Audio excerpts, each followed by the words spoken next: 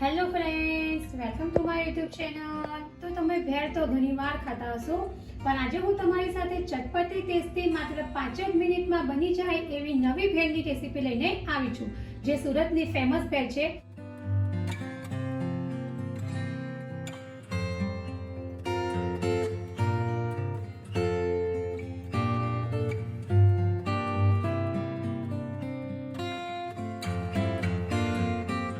તો આજે આપણે બનાવીશું કોલેજિયન ભેળ અથવા તો દાણા ભેળ।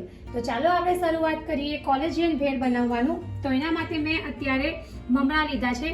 તો મમરા મેં તડકામાં તપાવીને કડક કરી લીધા છે। તો તમે એને ગેસ પર પણ કડક કરી શકો છો। ત્યાર પછી મેં ઝીણી સેવ આવે છે તે લીધી છે। ત્યાર પછી મેં કેરી સમારેલી ઝીણી લીધી છે।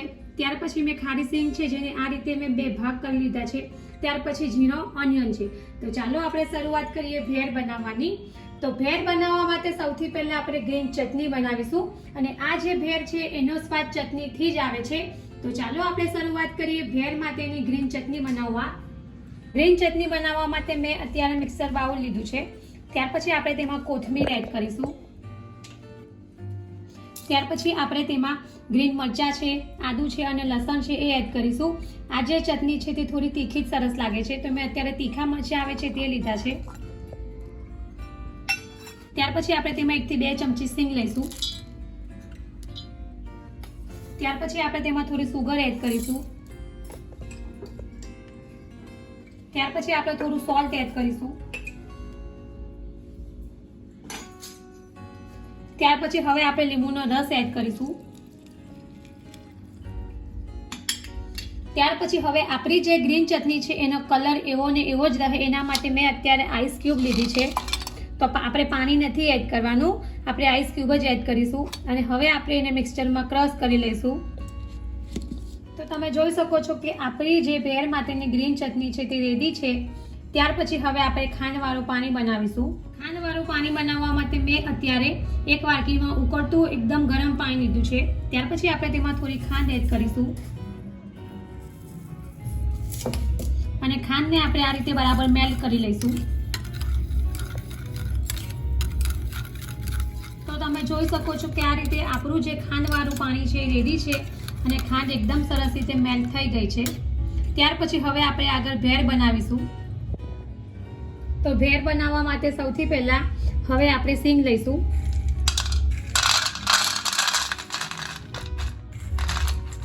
ત્યાર પછી હવે અહીંયા મેં મમરા લીધા છે એ આપણે એડ કરીશું।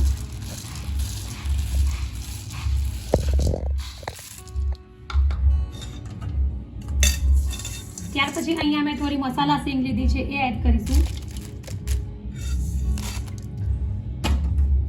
ત્યાર પછી હવે આપણે થોડી ડુંગળી એડ કરીશું।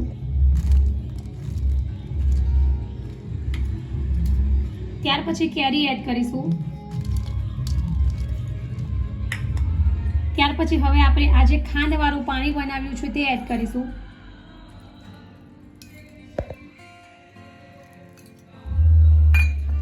ત્યાર પછી હવે આપણે ગ્રીન ચટણી બનાવી છે તે એડ કરીશું।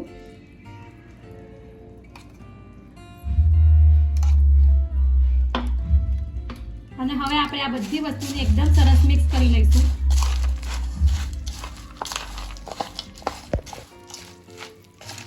જો તમે ચટણી આગળથી બનાવીને રેડી કરી લીધી હોય તો તમારે જ્યારે પણ ભેળ બનાવી હોય ત્યારે તમે તરત જ બનાવી શકો છો। અને આ ભેળ જે છે તે આપણે તરત જ ખાવાની હોય છે, અને આ ભેળ છે ખાવામાં જે છે તે ઠંડી ઠંડી જ મજા આવે છે।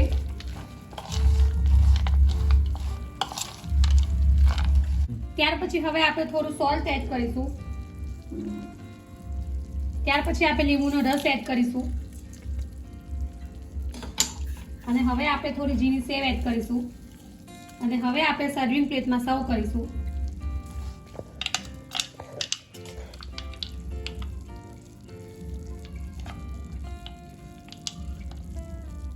ત્યાર પછી હવે આપણે ઉપરથી કાચી થોડી ડુંગળી એડ કરીશું, કાચી કેરી એડ કરીશું।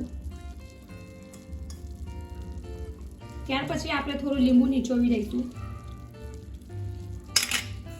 અને થોડી ઝીણી સેવ એડ કરીશું।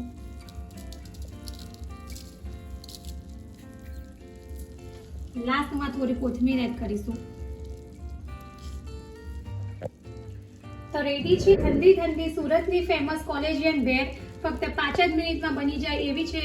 તો ફ્રેન્ડ્સ, તમે ભેળ તો ઘણી બધી ખાધી હશે, પણ જો આ રીતે કોલેજિયન ભેળ ક્યારેય ટ્રાય ન કરી હોય તો એકવાર જરૂરથી ટ્રાય કરજો અને કમેન્ટ બોક્સમાં મને જણાવજો કે તમને મારી આ રેસીપી કેવી લાગી છે. જો તમને મારી આ કોલેજિયન ભેળની રેસીપી પસંદ આવી હોય તો મારી ચેનલને લાઈક અને શેર જરૂરથી કરજો અને આવી જ બીજી નવી રેસીપીઓ જાણવા માટે મારી ચેનલને સબસ્ક્રાઇબ કરવાનું ભૂલતા નહીં. તો ફરી પાછા આવા જ નવા વિડીયો સાથે મળીશું. ત્યાં સુધી bye bye and thank you for watching my video.